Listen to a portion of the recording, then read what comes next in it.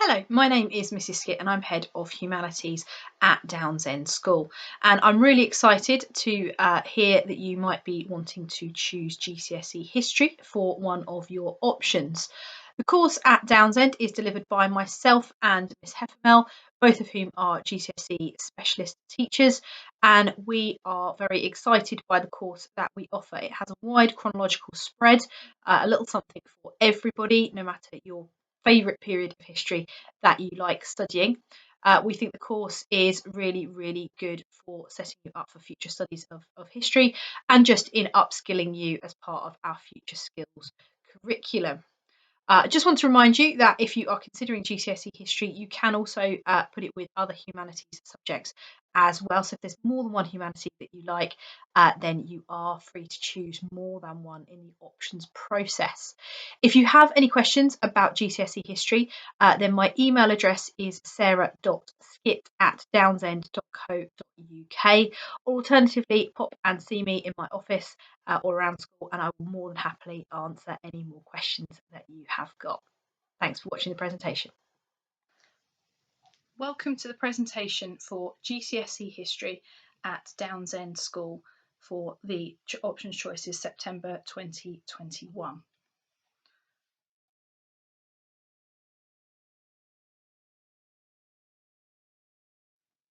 So first of all, it is important to consider why you might choose GCSE History.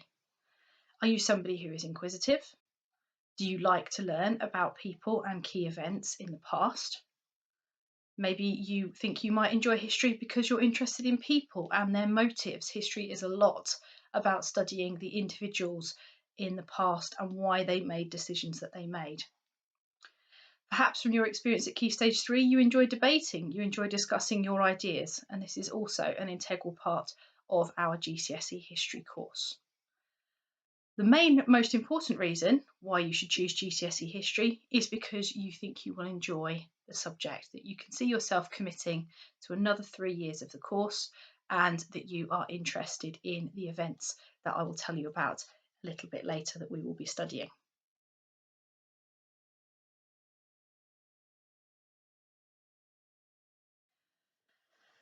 So, therefore, are you a pupil who enjoys these things? All of these different methods of learning are an integral part of our GCSE history curriculum. You will be given the opportunity to learn through discussions and debates in class.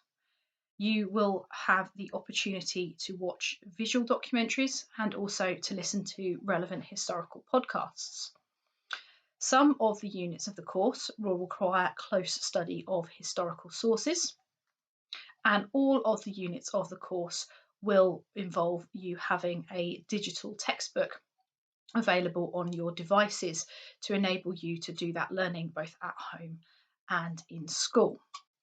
And I'm hopeful, and I'll talk a little bit more in the presentation, about the opportunity for us to go on some relevant trips for the course.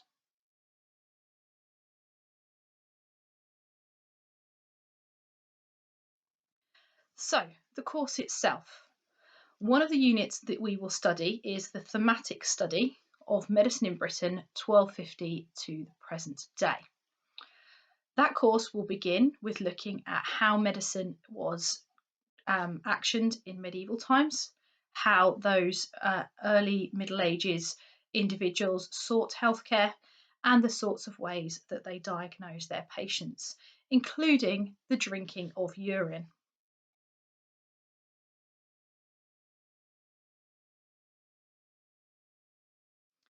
We'll then move on to look at the Renaissance period, where medicine and healthcare was becoming slowly more sophisticated. However, there was still a huge reliance on magic and astrology, although we were starting to understand better disease, infection, and the idea of the anatomy of the human body.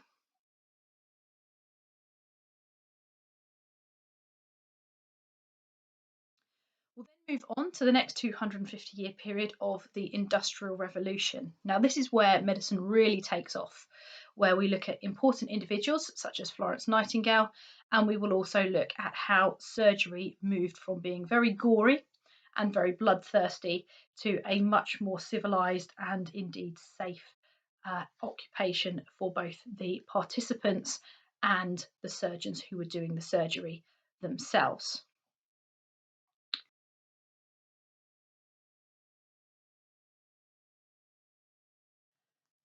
We will also look at a fourth unit, which is the 20th century and developments in medicine, such as groundbreaking discoveries of Alexander Fleming and his discovery of penicillin, and the establishment and development of the National Health Service.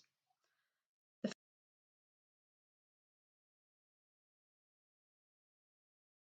part of the medicine unit involves us looking at a historic environment study. And for you, that will be looking at the British First World War medical care. So looking at how troops were injured, the new weapons that were causing all more new destructive injuries, and also the role of both men and women on the front line, providing healthcare and repair for those troops who were fighting on Britain's behalf. So medicine in Britain is our thematic unit at GCSE.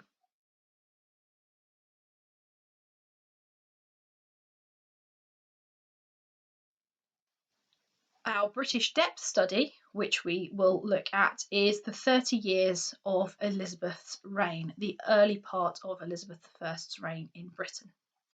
So the first part of the depth study will look at her struggle to come to power. Many people didn't think that she could do that job because of her gender and because of question marks over her legitimacy after her father's divorce from Catherine of Aragon to marry her mother, Anne Boleyn. We will look at how Elizabeth is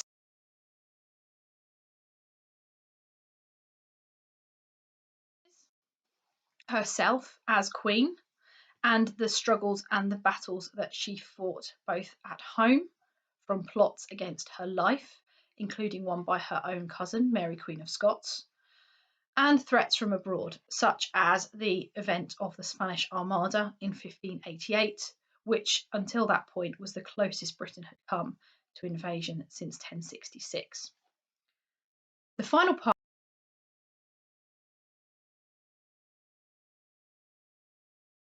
Elizabeth's study enables us to look at the lives of ordinary citizens living in Elizabethan times. We will look at the education, the leisure, and also those who were of a more criminal persuasion, and how Elizabeth tried to improve the law and order of Britain. So if you're interested in what a scold's bridle is or who a clapper-dudgeon was, then this might be the course for you.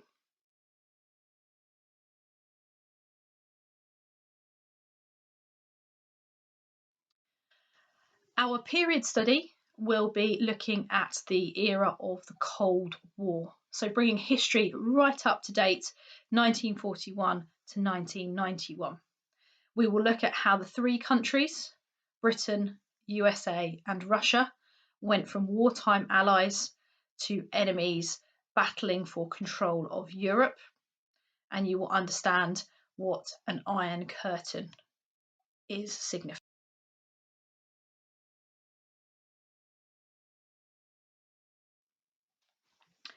The next part of the depth study, we will look at the hotspots of the Cold War. We will look at the events of the Cuban Missile Crisis of the early 1960s, when the world teetered on the brink of nuclear war. And we will also look at the building almost overnight of a concrete wall through the middle of the city of Berlin to truly divide that city into two, and what that meant for the citizens who lived there and for the rest of the world.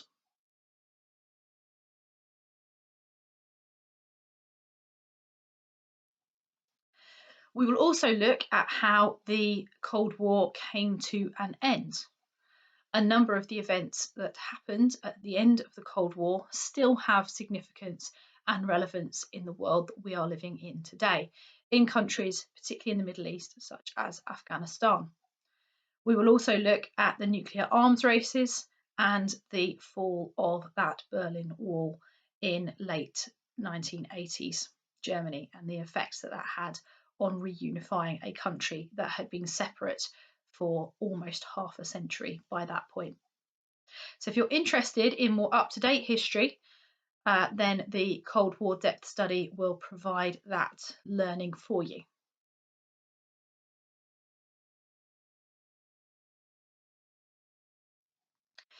The final of our units, the fourth unit, is a study of Weimar and Nazi Germany between the end of the First World War and the beginning of the Second World War. So we will look at the good times that Germany enjoyed just after the First World War, when cinema and jazz were king and the people of Germany were enjoying overall some very positive experiences after 4 years of fighting in the First World War. We'll also look at the economic speed bumps that occurred, such as the event of hyperinflation, which made money completely worthless. You were better to burn it, or as the picture shows here, allow your children to play with it, than for it to be used to spend to buy groceries.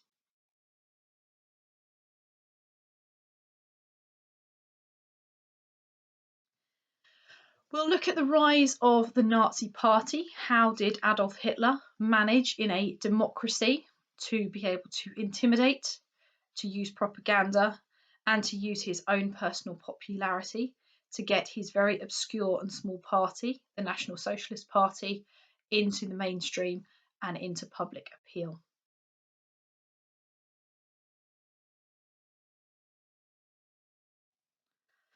We'll also look at the events of establishing Hitler's dictatorship, why the German parliament burned down, and what happened in his first 100 days in power to create dictatorship.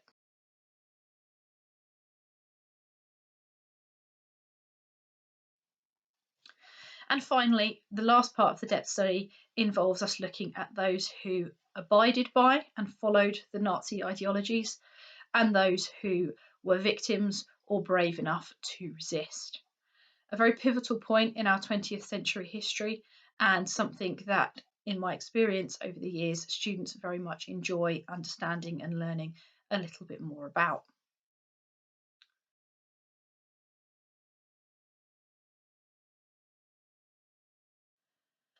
So, not only can you expect a rich and varied course, but you can expect a rich and varied series of resources to be able to use to enhance your learning. We subscribe to a couple of historical podcasts which help to complement our students' learning. We will engage with relevant documentaries and films, and also there will be opportunity to read up-to-date current research from historians looking at this period.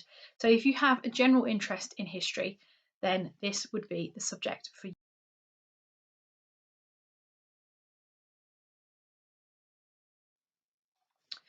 I'm hopeful in post-COVID times that there will be more opportunities for enriched learning.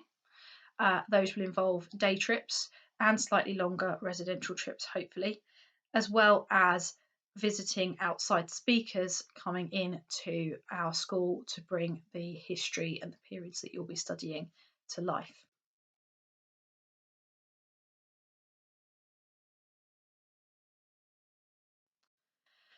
So, as a subject, GCSE history opens an awful lot of doors for pupils who study it. First and foremost, it is academic. Sixth form providers, colleges, and employers know what it takes to get a GCSE in history. More importantly, you may be thinking of it in the future for a degree. GCSE history would put you on that path.